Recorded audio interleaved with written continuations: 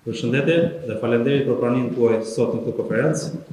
Jam sot këtu për t'ju informuar ju dhe nëpërmjet jush opinionin publik lidhur me veprimet e shpejta, intensive dhe profesionale hetimore të kryera nga specialistë e seksionit për hetimin e krimeve ndaj personit, si dhe specialistë e krimeve të Komisariatit të Policisë Sarandë në ndërtimin e prokurorisë rrethit gjyqësor Sarandë, me qëllim zbardhjen e torësisë dhe rrethanave të ngjarjes së ndodhur në orën 21:30 të ditës djeshme, datë 7/5/2026.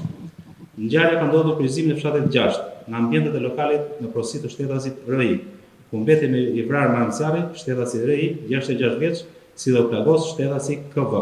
Si rezultat i veprimeve hetimore, u bë mundur identifikimi i autorit të dyshuar të vrasjes, si dhe zbardhja e dinamikës së ngjarjes.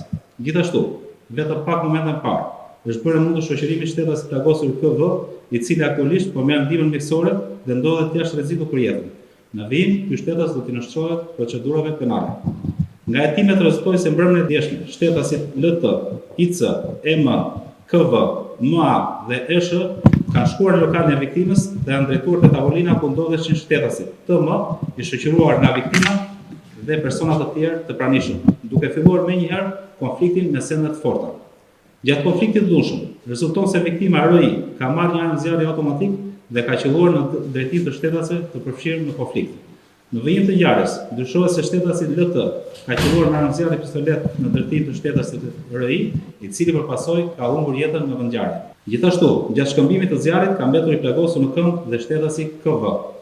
Pas ngjarjes, të gjithë shtetasit përfshirë në konflikt janë larguar nga vendi i ngjarjes. Ndërkohë, dyshohet se vllai i viktimës, shtetasi HI, ka larguar nga vendngjarja dhe fshehur armën e zjarrit automatik së bashku me një kërr me ishte fishek, të cilën më pas u gjetën nga strukturat e policisë dhe u sekuestruar në cilësinë e provës materiale.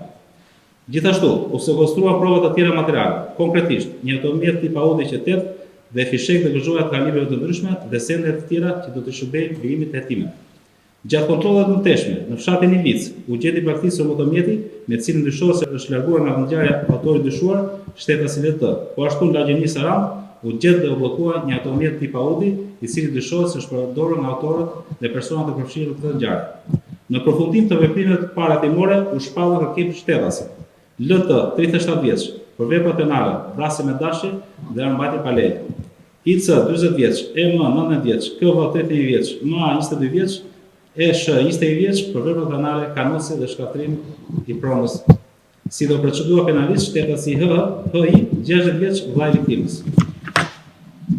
Vijojnë hetimet intensive për zbardhjen e plotë të dinamikës së kësaj ngjarje, si dhe kërkimet intensive për lokalizimin dhe kapjen e personave të shpallur kërkim.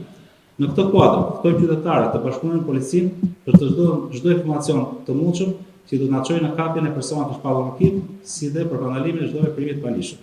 Policia e qarku Vlorë mbetet maksimalisht e angazhuar në luftën kundër kriminalitetit dhe garantimin e rendit të sigurisë në qark për qytetarët, turistët dhe vizitorët. Ju falenderoj. Motivet e ngjarjes? Motivet e ngjarjes janë duke hutuar aktualisht. Dyshohet se konflikti ka qenë me shtetasin TM dhe pronari lokalit nuk është përfshirë direkt në këtë konflikt, por më pas nga degradimi i konfliktit dhe përdorimi i armës zjarrit ka mbetur i vrarë pronari lokalit. Gjithsesi, hetimet do përcaktojnë motivet e sakta dhe të vërteta të kësaj ngjarje. Dyshohet se autori mund të kenë gatuar kufirin? Jemi duke analizuar çdo informacion, jemi duke ndjekur disa pista të hetimit, aktualisht personat e shpallur dhe kërkim, dhe në momentin që do ketë diçka konkret në këtë drejtim, do bashkëpunohet dhe me autoritetet homologe të shteteve të fqinja. Drejtor, cilat janë pistat që po heton policia? Ka disa pista, cilat janë pistat që po heton?